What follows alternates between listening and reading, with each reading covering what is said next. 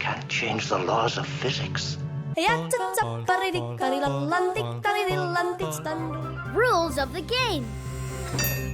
Carly breaks the fourth wall by physically removing the episode title.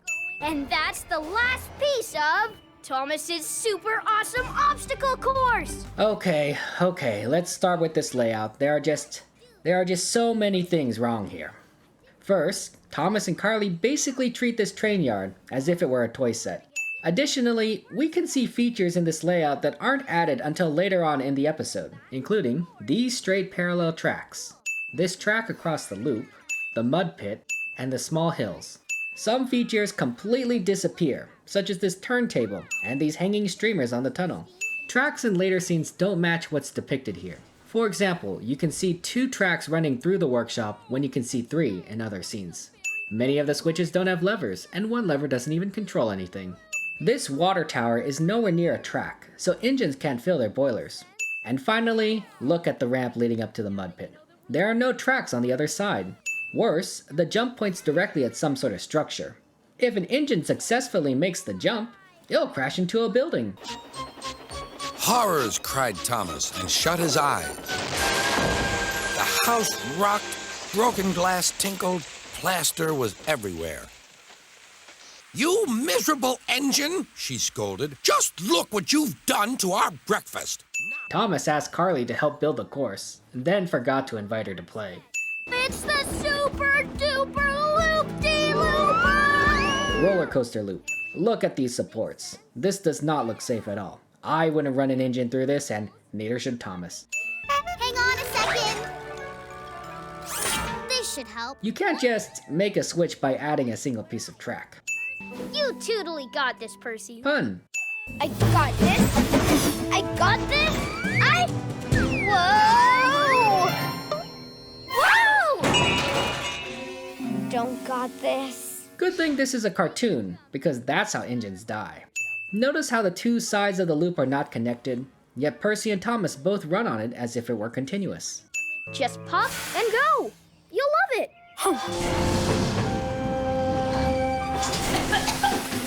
Smoky. Whoa! This day has gone off the rails. This franchise has gone off the rails. But you know what? Maybe rails and tracks don't matter here. Engines don't need rails to move, or turn, or jump. Just hold on to my coupling. Okay. I think couplings don't work like that. And here we go! I definitely think couplings don't work like that. The tape on Sandy's sides is inconsistent throughout the episode. No, Sandy, you're doing it wrong. That's the title of this video. Woohoo! See, Sandy? Sandy? Thomas ignoring physics again. Train tag! You're it! Now move on! Ah yes, the safe game of train tag where engines intentionally crash into each other. Diesel's face distorts when he turns around. Whoa! Honestly, this is kind of horrifying. Kana, Percy, and Diesel are lined up next to each other. In the next scene, Percy and Diesel shift over a track. This happens 3 times in the episode. Thomas, we don't peep-peep-pa-peep while settling our cargo. What's wrong with a peep-peep-pa-peep? It's fun for fun. Peeping bad. You're scared of this big hill. Yes, I know. So going over it isn't fun for you. Yes, I know. In previous episodes, Percy wasn't scared of hills. Then again, this hill is so steep that Percy's bumpers are scraping the ground. That face. This is awesome, Thomas! Sky-fi! Hold on. If Thomas and Percy can create fancy smoke signals on their own, then why did they need a special machine to do it last episode? Jump, jump, jump, jump! Thomas sounds like a car instead of a steam engine. Mattel.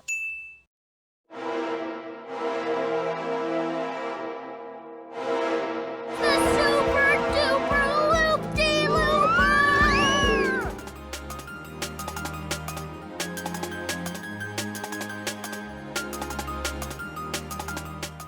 I keep having this nagging feeling that I've forgotten something. Hey, if you forgot it, it probably wasn't all that important. Yeah, I guess.